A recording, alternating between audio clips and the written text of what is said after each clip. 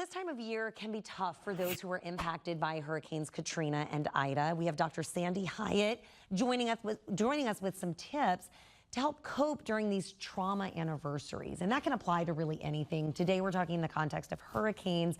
It can bring up a lot of negative feelings, and people react to that in a lot of different ways. Absolutely.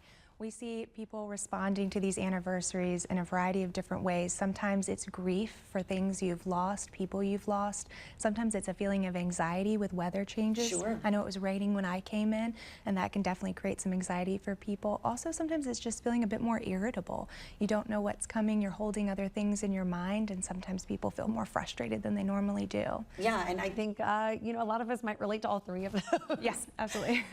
You know, looking back.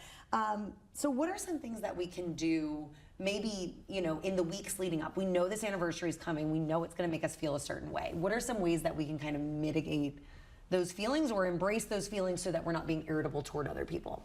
I think that's a great question. We do a lot of like hurricane preparedness and have practical things that we do, bottles of water and Sure. such. But like a mental health preparedness kit is also vital. One of those things is knowing who your supports are and kind of what their capacity is to be supportive to you. Who can you reach out to in the middle of the night if you're having some anxiety? Who are those people at work that maybe can be a trusted person you can lean on if it's a stressful day? And then additionally, what other supports throughout your day might you need? Are there breaks that you can take, kind of a walk that you might need to get through that moment? Do you need to reach out to your mental health provider for an extra session or two because you know this is going to be a really hard time? Maybe some grief will come up for you. Why is the anniversary such a hard time? Because at any other day during the year, we've still lost all of those things that we lost in Katrina and Ida. You know, any other day of the year could be just as sad about these things. Why are anniversaries such a trigger, if you will? Well, I think we're evolutionarily designed to notice things in our surroundings that can keep us safe. And there are many reminders right now. There's many remembrances and honorings. The weather this time of year might bring you back. So our brain is built this way to keep us safe.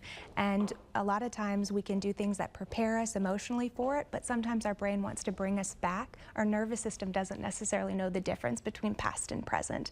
And so doing the things like grounding yourself, reaching out to the people you love, reaching out to your provider can really help during these anniversary times. Could this be described as PTSD? Like, what is that? Give us a definition of PTSD, because I know we hear about it in the context of things like war and military, but this can also be a form of PTSD, right? Absolutely. So many people experience a stress response, which might be just the frustration or the anxiety. PTSD is more of this like amalgamation of symptoms. So people can have flashbacks, remembering that time, Katrina or Ida, when they don't necessarily want to. You might start avoiding things like going outside when it rains or driving. Sometimes people will even feel just a bit more startled or on edge at this time.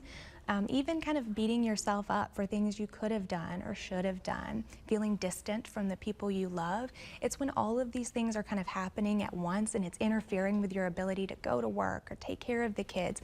That's when you're entering more into PTSD. And where you should seek professional help. Absolutely.